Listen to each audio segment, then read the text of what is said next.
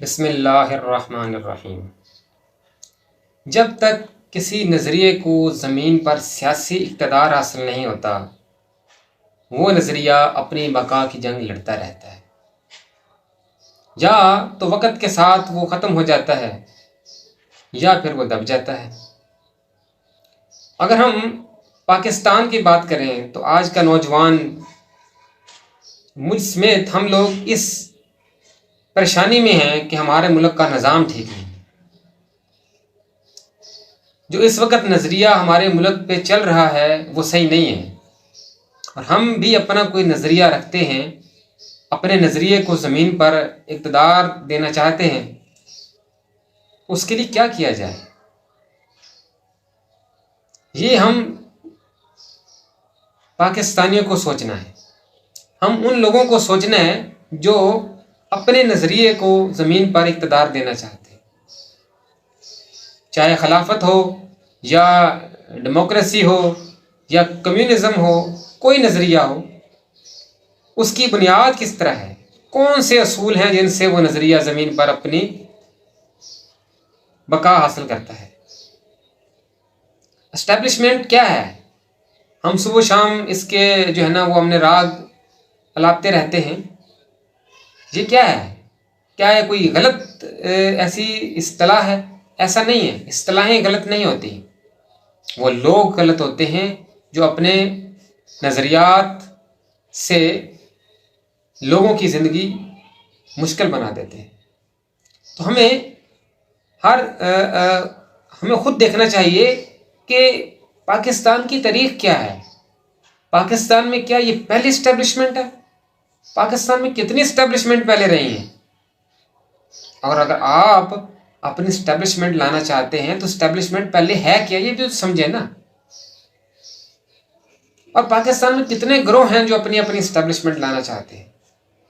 اس کے بعد پھر آپ منصوبہ بنائیں، پلاننگ کریں کہ آپ نے صرف ایک اسٹیبلشمنٹ کو ختم نہیں کرنا۔ اس وقت پاکستان میں کتنے گروہ ہیں جو اپنی اسٹیبلشمنٹ قائم کرنا چاہتے ہیں، تو آپ کو ان سے بھی لڑنا پڑے گا۔ لڑنے سے مطلب یہ نہیں کہ آپ کو ان سے جو ہے نا وہ اسلحہ اٹھا کے لڑنا پڑے گا۔ لڑائی میں سارے ٹیکٹکس آتے ہیں۔ آپ کو اپنے نظریے کو پھیلانے کے لیے، اپنے نظریے کی تبلیغ کے لیے اور لوگوں کو قائل کرنے کے لیے ان ریسورسز کے اوپر اپنی جارحداری حاصل کرنی ہے۔ اس اسٹیبلشمنٹ کے ساتھ آپ نے کیسے بنانی ہے جو اس وقت جس کے ہاتھ میں طاقت ہے، تو یہ سارے ٹیکٹکس ہیں، یہ آپ نے کیسے حاصل کرنے ہیں۔ اور یہ کام نہ تو جذبات سے ہوتے ہیں اور نہ صرف دعاؤں سے ہوتے ہیں۔ دعائیں بہت اثر رکھتی ہیں، مگر اللہ تعالیٰ نے یہ دنیا حقیقت پر مبنی بنائی ہے۔ اس کی ایک بنیاد ہے، نظریہ ہے، جہاں پہ آپ کو حقیقت کی دنیا میں آ کر دیکھنا پڑتا ہے۔ تو ہم دیکھتے ہیں کہ پاکستان کا جو وجود ہے اور پاکستان کی یہ جو سرزمین ہے، یہاں پہ کون کون سی طاقتیں تھیں جنہوں نے اپنی اسٹیبلشمنٹ قائم کی۔ ویسے تو جو ہے نا وہ انسانوں کی تاریخ ہزاروں سالوں پر مبنی ہے، لیکن ہم ان قوموں کی تاریخ کو کیوں بیان کریں گے جن کا آج ہمارے ساتھ کوئی تعلق نہیں ہے۔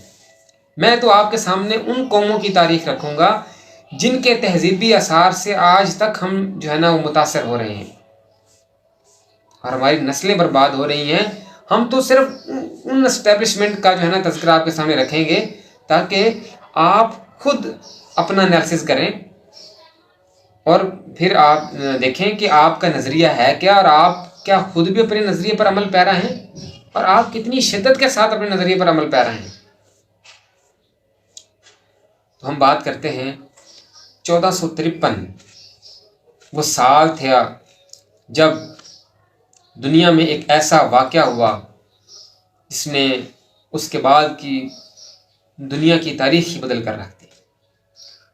خاص کر اگر ہم ہندوستان کی بات کریں تو اس کے بعد جو کچھ اس کے ساتھ ہوا ہے، یہ زمین اپنی تاریخ کے ان حقائق کو بھی بھول چکی ہے کہ کبھی ہم بھی دنیا کی پاورز تھے، کبھی دنیا میں صرف ہماری ہی بات چلتی تھی۔ ایسا ہوا کیا؟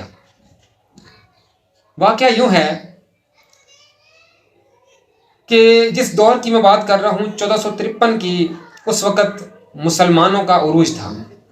مراکش سے لے کر مصر تک افریقہ کے ساحلوں کے اوپر عربوں کا کنٹرول تھا، اور اس کے دوسری طرف اسپین میں غرناطہ کے اوپر امیہ کی حکومت تھی۔ یورپ کے دوسرے حصے کی طرف آئیں، آپ بنائے باسفورس کے ترکی والے حصے پر، اور مشرقی یورپ کا آدھا حصہ عثمانیوں کے کنٹرول میں آ چکا تھا۔ فلسطین اور عرب کے باقی علاقوں کے اوپر مملوک سلطنت تھی، ایران کی مسلمان سلطنت تھی، تیموری سلطنت تھی جو ہندوستان تک پھیلی ہوئی تھی۔ اب ایک شہر تھا جو آبنائے باسفورس پہ واقع تھا، استنبول، جسے قسطنطنیہ بھی کہتے ہیں۔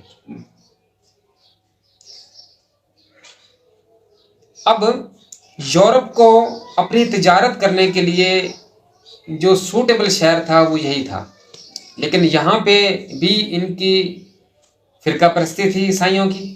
یورپ کے حصے کے اوپر کیتھولک عیسائی رہتے تھے، اور جو بازنطینی امپائر کا یہ والا حصہ تھا یہاں آرتھوڈاکس تھے۔ تو ہوا یوں کہ عثمانیوں نے اپنے کئی سالوں کی جدوجہد کے بعد استنبول فتح کر لی۔ استنبول فتح ہونا تھا کہ یورپ پہ مصیبت آن پڑی۔ عثمانی اس وقت کے سپر پاور تھے۔ اب یورپین ان سے لڑ تو سکتے نہیں تھے، اپنا دفاع تو کر سکتے تھے، لیکن اٹیکنگ ان کے پاس اتنی طاقت نہیں تھی کہ عثمانیوں سے لڑ سکے، جس کی وجہ سے انہوں نے اب سوچا کہ اور تجارتی راستے تلاش کیے جائیں، کیونکہ یورپ کی ٹریڈ کے یہی جو ہے نا وہ اصل ایک تو راستہ تھا، یہاں سے سلک روڈ گزرتا تھا یہ استنبول سے، اور اسی اصل راستے سے تو وہ جو ہے نا وہ تجارت کرتے تھے، اور باقی ساحل کے اوپر بھی جو ہے نا وہ افریقہ کے اور عرب ساحلوں کے اوپر تو مسلمانوں کی حکومتیں تھیں۔ اب ہوتا یہ تھا کہ انڈیا سے جو مال یورپ جاتا تھا تو عرب اس کے اندر اپنا منافع رکھتے تھے، اپنے ٹیکس لگاتے تھے، اور وہ کئی ہاتھوں سے ہوتا ہوا عام عوام تک جب پہنچتا تو اس کی قیمت کئی گنا بڑھ چکی ہوتی تھی۔ مثال کے طور پہ اگر وہ 10 روپے کی چیز ہوتی تھی تو وہ 300-400 روپے کی ہو چکی ہوتی تھی۔ یہی چیز دیکھ لیں کہ کسٹم ڈیوٹیز لگ کر، اگر ہم پاکستان کی آج حالت دیکھیں تو اگر کوئی یورپ سے یا امریکہ سے کوئی مال آنا ہو تو آپ خود اندازہ لگا لیں کہ اگر $1,000 کی کوئی چیز ہوگی تو یہاں پہنچتے پہنچتے وہ $20,000-25,000 کی ہو جائے گی۔ تو یہی حالت ان کی ہوگی۔ خیر، اب یہاں سے یورپ کے اندر معاشی طور پر جو ہے نا وہ تباہی پھیلنے لگی، جس کی وجہ سے اب انہوں نے اور تجارتی راستے تلاش کرنے شروع کیے۔ اب یہاں میں ایک بات کلیئر کر دوں کہ جنگیں ہوتی کیوں ہیں۔ جنگ کرنے کے بیسکلی 2 مقاصد ہوتے ہیں۔ ایک تو ہوتا ہے کہ اپنے عقیدے کو پروان چڑھانا، اپنے دین کی تبلیغ۔ اب یہ بہت کم ہوا ہے تاریخ میں۔ زیادہ تاریخ میں جو چیز ہوئی ہے وہ یہ ہے کہ وسائل کے اوپر قبضہ کرنے کے لیے اور ان راستوں کے اوپر قبضہ کرنے کے لیے جو وسائل تک آپ کو رسائی دیتے ہیں، جنگیں کی جاتی ہیں۔ اب کیونکہ یورپین بے بس تھے، وہ اس شارٹ کٹ راستے سے تو ٹریڈ کر نہیں سکتے تھے، تو انہوں نے اور راستے تلاش کرنے شروع کیے۔ اب سمندر میں اس وقت تو اتنی نیوی کی ٹیکنالوجی بھی نہیں تھی، تو جس طرح کے جہاز تھے وہ بیچارے نکلتے اور جہاز جو ہے نا وہ سمندروں کی لہروں میں گم ہو جاتے۔ اتنے بڑے جو ہے نا بحر الکار قسم کے دریا تھے تو ناکام ہو جاتے۔ 1492 میں کولمبس جو ہے نا وہ اسپین سے نکلا اپنی اسی جدوجہد میں کہ کوئی تجارتی راستہ تلاش کیا جائے انڈیا پہنچنے کا، اور کئی مہینے کی مسافت کے بعد آخر وہ ایک خطہ سرزمین پر پہنچا۔